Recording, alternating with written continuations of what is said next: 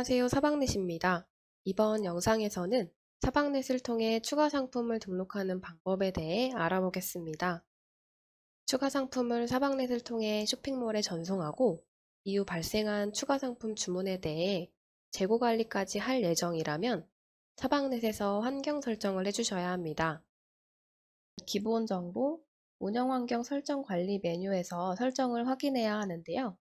이번 주문 관리에서 2-1번 주문서 분리 수집이란 항목인데, 이 중에 거래 중인 쇼핑몰이 있다면 추가 상품별 주문서로 설정을 변경해 주셔야 본 상품의 옵션과 추가 상품을 분리해서 가져올 수 있습니다.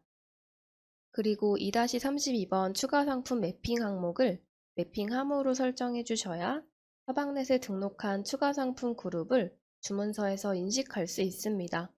이 상태에서 사방넷을 통해 추가 상품을 등록하거나 수정하는 작업을 통해 쇼핑몰에 반영을 해주셔야 그 이후 발생한 주문에 대해서 추가 상품 매핑을 진행하실 수 있습니다. 설정을 변경했다면 저장 버튼을 클릭합니다. 그럼 이제 추가 상품을 등록하는 방법을 보여드리겠습니다. 상품 관리, 사방넷 추가 상품 관리 메뉴로 이동합니다. 추가 상품은 기본 상품 외에 구매 여부를 선택할 수 있는 연관 상품인데요. 신규 등록 버튼을 클릭하면 추가 상품 그룹을 등록할 수 있습니다. 추가 상품 제목은 쇼핑몰마다 글자 수 제한이 달라서 각 쇼핑몰 정책에 맞게 등록을 해주셔야 하는데요. 쇼핑몰에 상품을 등록하거나 수정할 때 쇼핑몰별 특이사항은 쇼핑몰 관리, 쇼핑몰 상품 등록 메뉴로 이동해서 우측 상단에 있는 쇼핑몰 특이사항을 클릭하면 확인이 가능합니다.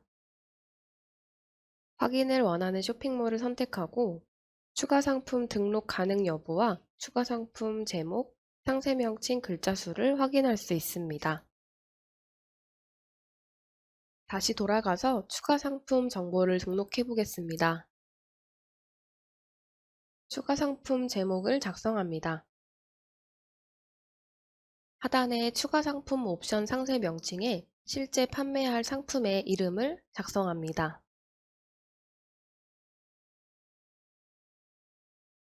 이렇게 입력했다면 각각 상품의 판매 가격을 추가로 입력합니다. 상품의 재고 수량도 입력해 줍니다.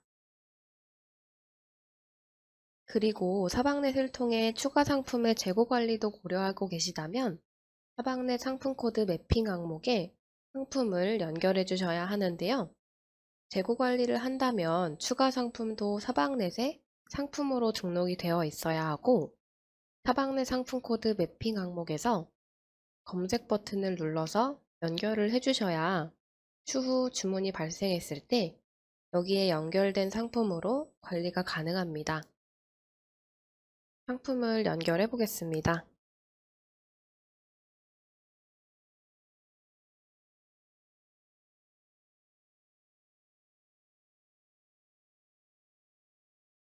상품에 맞는 코드를 모두 연결했습니다.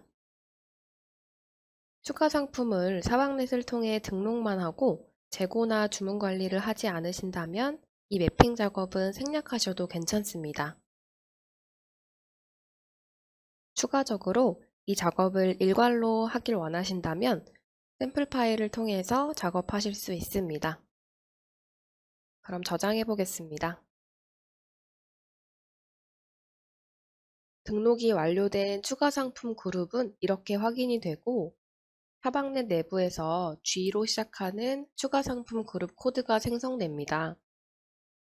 G001 그리고 다음은 G002 이렇게 숫자가 자동으로 부여가 됩니다. 추가 상품 그룹 코드를 클릭하면 입력한 내용을 수정할 수 있습니다. 지금은 추가 상품을 사방넷에서 직접 등록을 해봤는데요. 특정 쇼핑몰에 등록된 추가 상품을 불러오는 기능도 있습니다. 여기 있는 추가 상품 수집 버튼을 클릭하시면 옥션과 11번가에 등록된 추가 상품을 그대로 사방넷에 등록할 수 있습니다. 예를 들어 옥션에 이런 상품이 등록되어 있을 때 해당 상품의 추가 구성을 사방넷으로 그대로 불러올 수가 있게 됩니다. 추가 상품을 수집하실 때는 해당 추가 상품이 등록된 쇼핑몰을 선택하고 쇼핑몰 상품 코드를 기재해 주시면 됩니다. 수집 버튼을 클릭합니다. 그러면 이렇게 냄비 뚜껑이라는 추가 상품이 수집된 것을 확인할 수 있고 닫기 버튼을 누르면 새로운 추가 상품 그룹 코드가 추가되었습니다. 동일하게 추가 상품 그룹 코드를 클릭하면 불러온 정보를 확인할 수 있고 수정도 가능합니다. 여기까지 사방넷을 통해 추가 상품을 관리하기 위해 환경 설정하는 방법과 추가 상품 등록 방법을 알아봤습니다. 감사합니다.